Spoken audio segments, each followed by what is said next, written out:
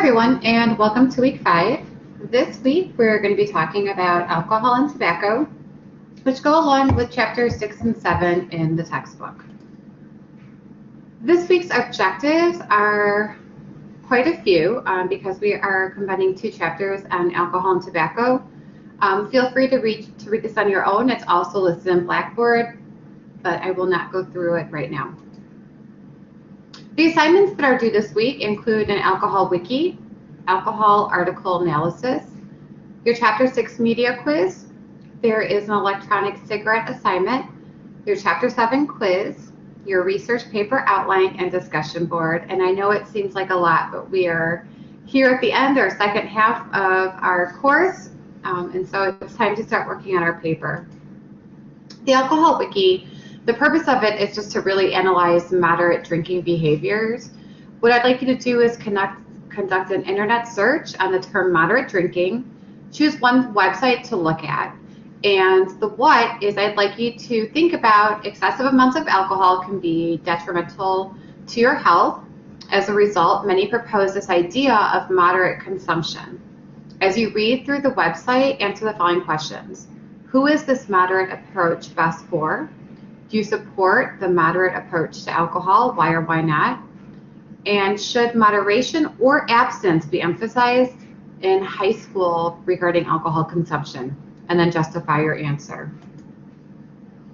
The second assignment related to alcohol is your alcohol article analysis. And really the purpose of this is to conduct research on alcohol and some other factor in life. And so I provided some examples here. You could look at alcohol and divorce, alcohol and happiness, alcohol and depression, alcohol and sexual assault, alcohol and academic performance.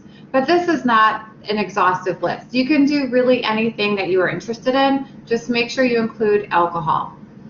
What I'd like you to do is to find a peer-reviewed journal article on alcohol and some other aspect in life. Find one article. Then you're going to write an analysis that focuses on that alcohol and the health-related problem.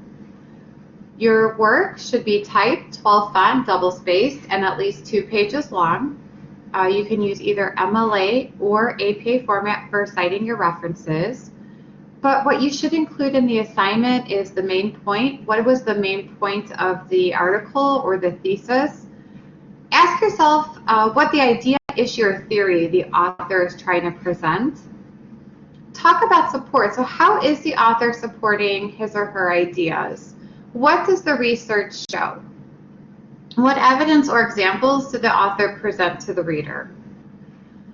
Third is, do you agree with the author's point of view? Why or why not? Do you feel that the author made a case trying to support his or her theory? Why or why not? Are there questions that you would like to ask the author on what they're trying to show? And then lastly is relevance. So how does this article relate to the information covered in this class? How is it relevant to a person's health? And the next assignment is the electronic cigarette assignment. And for this assignment, I'd like you to consider the pros and cons to electronic cigarette use. Consider the notion that when electronic cigarettes first came out, they really came out as a harm reduction approach to help people quit smoking cigarettes.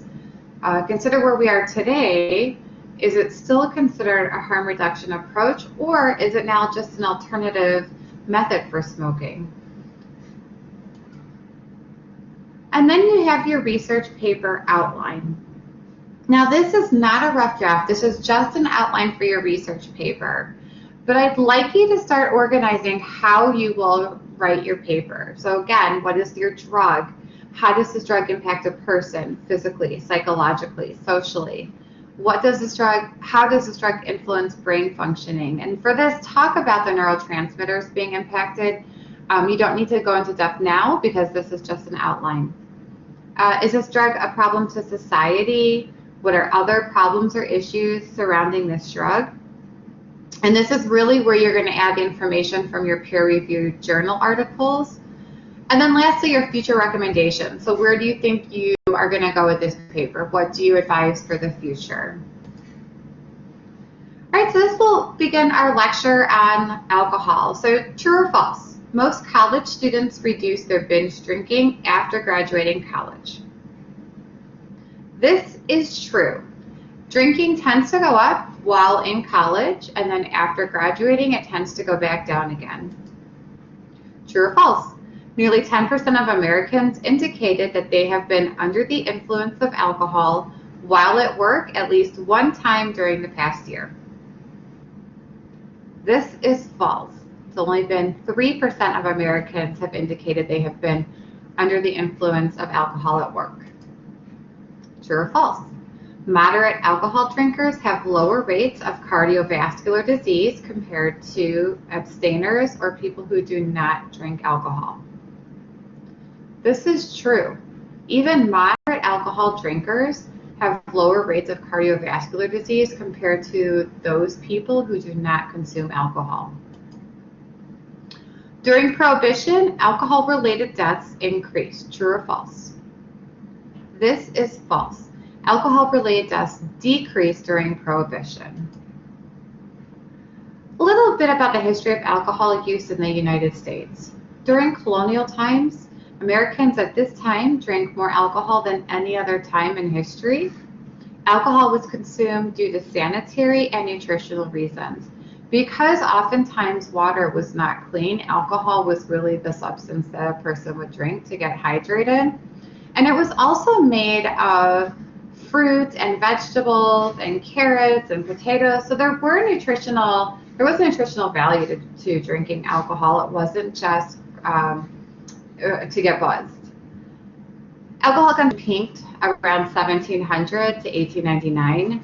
And during this time, it was Benjamin Rush who was the first to identify alcoholism as a disease. They also felt that high alcohol consumption may have contributed to an increase of suicide during the Civil War. The temperance movement began in the early 1800s, and it was really a movement to curb the escalating rate of alcohol consumption. It initially started off as an educational campaign. Later, it promoted the complete abstinence of alcohol. And this sort of led to this idea of prohibition. At this point, the U.S. has been at war since 1917, and many believe that alcohol weakened the nation's strength and willpower. As such, the 18th Amendment was ratified in 1919 and went into effect in 1920. And what this amendment did was prohibit the sale, transportation, and manufacturing of alcohol. And the Volstead Act specifically defined intoxicating substance. That was the language used in the amendments. Here was just some of the propaganda and advertisements supporting prohibition. You can see the top left, lips that touch liquor shall not touch ours, with the women. Help me keep him pure. Please vote against the sale of liquors. For our sake, vote no on liquor, September 11. Will you back me or back booze? And that's a soldier. Vote yes for prohibition. And then on the top, you can see this is the alcohol saying we make people poor, we cause poverty and crime, we are against progress, we rob women and children. But there were some unintended consequences of prohibition. And first, it has to do with economics. Many really thought that sales would go up, so that now that people were not spending money on alcohol, they would spend it on household items and clothes and going to the theater and restaurants. And what they found is that the opposite happened, is that people were now spending less money on entertainment and going out and going to theater. And as a result, businesses were losing money. Restaurants were failing as a result in the loss of revenue due to liquor sales. But what was most damaging to the government was the loss of money for the government, because they're no longer charging tax on alcohol. So the government was losing a lot of money. There were also some loopholes in the amendment. So it did not make it illegal to consume alcohol or drink it. Pharmacists were still allowed to dispense alcohol for medical purposes, including influenza, anxiety. More people attended church to gain access to wine, so people became more religious. And there was an increase in self-professed rabbis, which is the Jewish religious figure like a priest, because they, again, could hand out alcohol. In addition, here is an example of a product being sold. It says, after dissolving the brick in a gallon of water, do not place the liquid in a jug away in the cupboard for 20 days, because then it would turn into wine. Right, so this was a loophole. They weren't selling wine, they weren't distributing wine, but yet here was a way to make wine. Other consequences, one was crime. So prohibition contributed to this culture of lawlessness for people who wanted to continue to drink. Now what they were doing was an illegal behavior. So once you break one law, it makes it easier to break other laws. It also created a large black market for beer. There was widespread corruption of police and public officials. In large cities, murder rates increased, and it created a condition for organized crime to really thrive during this period of time. So as I mentioned, prohibition led to an increase in organized crime. The St. Valentine's Day Massacre resulted from a struggle between two gangs for control of crime in Chicago. 7 gangsters of Bugs Moran's gang were killed by Al Capone's in a garage in Chicago on February 14, 1929. One platform for prohibition was in 1932, the presidential election. Part of the platform was the repeal of prohibition. So it was President Franklin D. Roosevelt who signed the Cullen-Harrison Act, initially allowing the sale of beer, which had to be under 3.2% alcohol. Later on, in 1933, the 21st Amendment was ratified, which repealed prohibition. When we look at current alcohol use, most people are social drinkers, which is considered a low-risk drinking pattern. Then we have problem drinkers, and these are people who engage in risky alcohol consumption once in a while. However, they're able to modify their behavior when faced with a negative consequence. And then we have alcoholics or alcoholic people with alcohol use disorder. These are people who could not control their drinking behaviors in spite of negative consequences. They're considered to be alcohol dependent. They will experience withdrawal symptoms if they stop using alcohol. We look at factors contributing to alcohol use. So one is cost. As the cost increases, consumption decreases. You may have heard of something called a sin tax, but basically the government charges a higher percent rate on goods and items if it's considered a sin product. So for example, alcohol has a really high tax rate, cigars has a really high tax rate. Perhaps you remember a few years ago when Chicago tried putting a higher tax rate on sugar products and pop. That would have been considered a sin tax. We look at neighborhood. Among young adults living in advantaged and educated urban neighborhood, alcohol consumption rates are greater. In terms of gender, more women seek treatment for alcohol. Excuse me. However, men have greater rates of alcohol use. So it's more likely that men have greater rates of use but don't seek help to help control or modify their alcohol use. Ethnicity, whites typically begin drinking at an earlier age.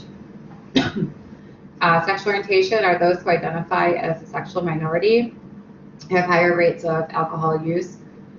It's probably due to experiencing higher levels of stress and using alcohol to self-medicate.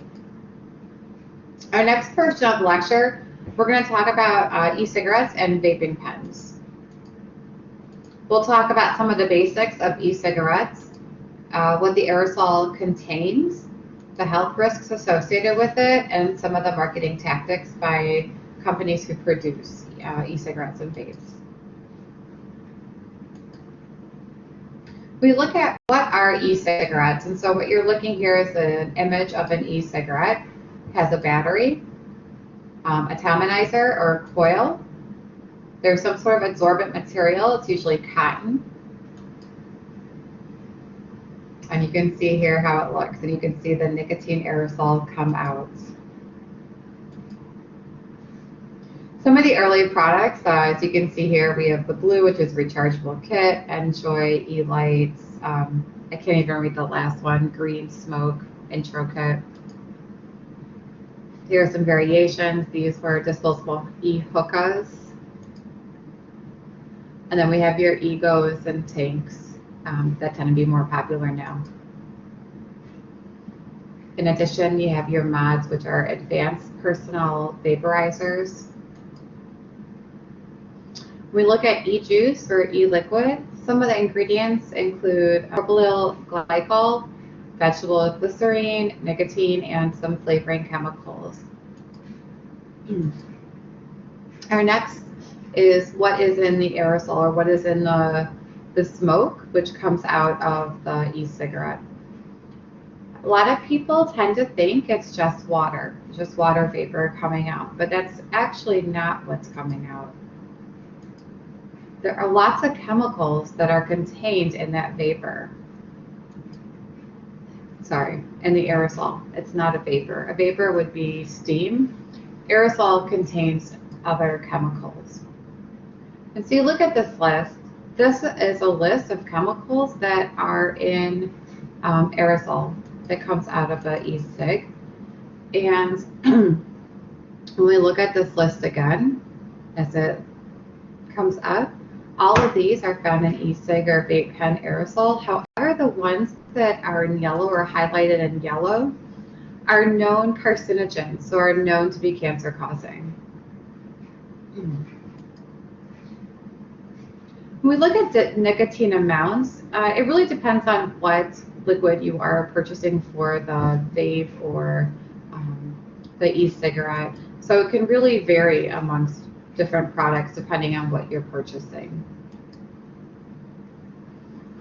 However, even with e-cigarettes and vaping, there are still health risks associated with using these products because if you recall from that list earlier, there are still a lot of chemicals located or present in e-cigarettes and vaping, and so one can just assume then it's going to cause some issues. So you still have risks associated with lungs, lung cancer, respiratory conditions, again, because you're pulling in these chemicals into your lungs.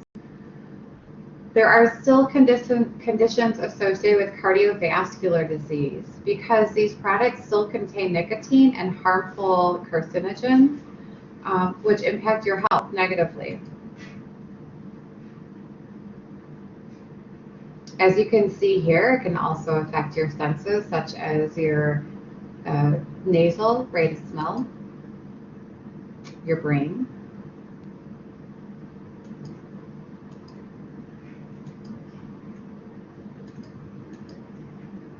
We also have something called third-hand smoke.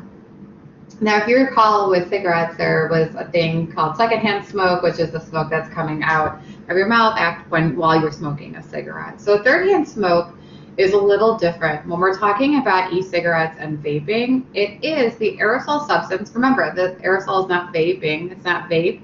It is chemicals.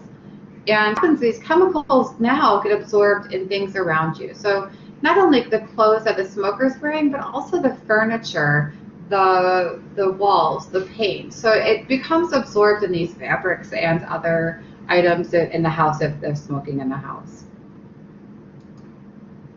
And then as you can see here, the chemicals are in the couch, then the baby comes from the couch, you have an animal there, right? So they are being impacted by the chemicals as well.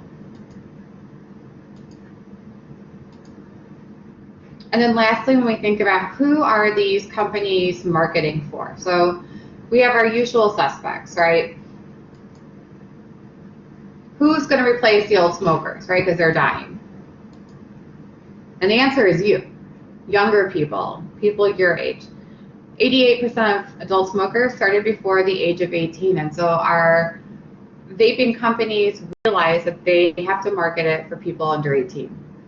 And as you know, the rate of teenagers in high school using e-cigarettes or vaping have been increasing significantly, and this is not by accident.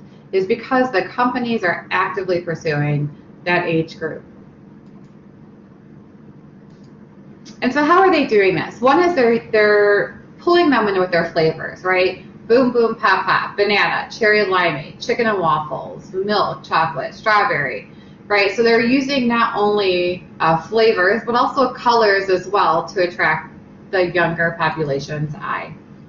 They're making it look trendy so that people want to have a vaping pen or an e-cigarette. So you can see here they're blinged out and the Star Wars superheroes.